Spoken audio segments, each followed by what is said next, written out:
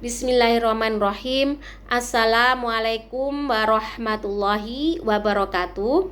Alhamdulillahirabbil alamin. Allahumma sholli ala Sayyidina Muhammad wa ala ali Sayyidina Muhammad. Perkenalkan, nama saya Neti Puspitarini dari Setio Deki kelas 2F.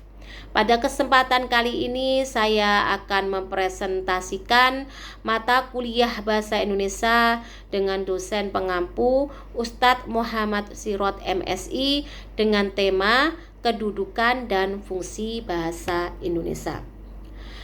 Sebagaimana yang sudah kita ketahui bahwa bahasa Indonesia itu merupakan bahasa nasional dan bahasa resmi negara Indonesia. Kedudukannya sangat penting dalam kehidupan berbangsa dan bernegara. Selain itu, bahasa Indonesia memiliki berbagai fungsi yang mencerminkan peranannya dalam dunia komunikasi, pendidikan, pemerintahan, dan kebudayaan. Yang pertama, saya akan membahas mengenai kedudukan bahasa Indonesia. Kedudukan bahasa Indonesia ini telah diatur dalam berbagai peraturan termasuk dalam Undang-Undang Dasar tahun 1945 dan berbagai peraturan pemerintah. Kedudukannya terbagi menjadi 4 aspek utama. Yang pertama yaitu sebagai bahasa nasional, yang kedua sebagai bahasa resmi negara.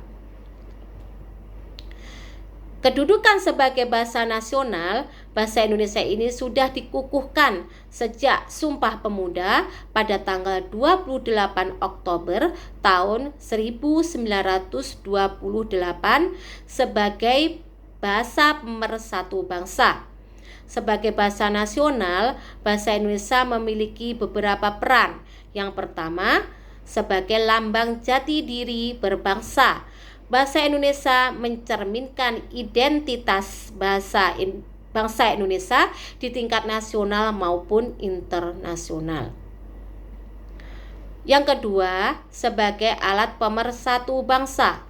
Dengan keberagaman suku dan bahasa daerah, bahasa Indonesia berfungsi sebagai media komunikasi yang menyatukan masyarakat dari berbagai latar belakang. Yang ketiga, sebagai alat komunikasi antar daerah dan antar budaya. Bahasa Indonesia memungkinkan masyarakat dari berbagai daerah untuk berinteraksi dengan lebih mudah.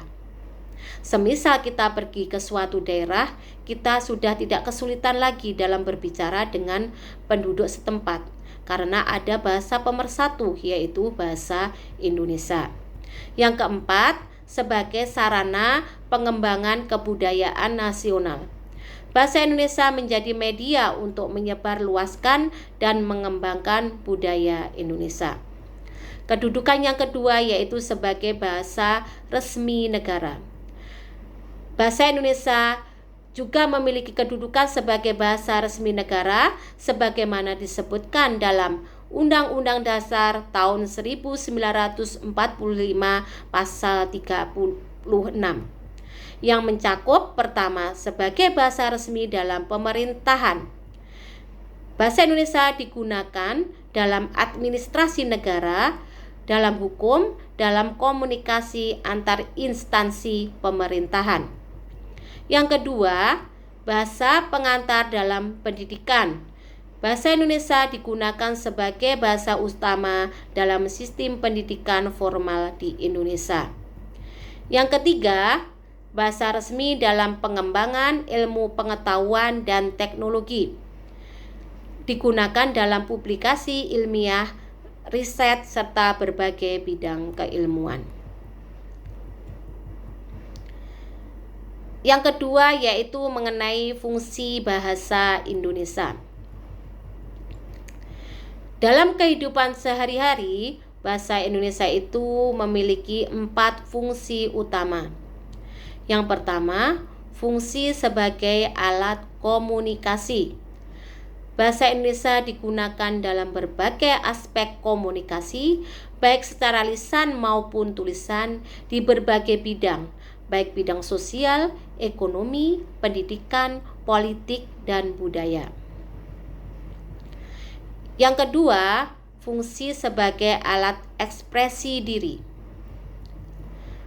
Melalui bahasa Indonesia ini, individu dapat mengungkapkan pikiran, perasaan, dan ide mereka dalam berbagai bentuk. Misalkan dalam berbagai karya, bisa dalam karya sastra, bisa dalam karya di bidang musik, sebagai pidato, sebagai alat tulisan ilmiah.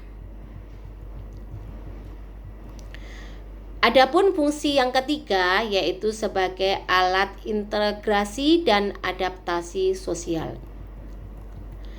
Bahasa Indonesia membantu masyarakat menyesuaikan diri dengan lingkungan sosialnya dan mempererat hubungan antar kelompok dalam masyarakat yang multikultural.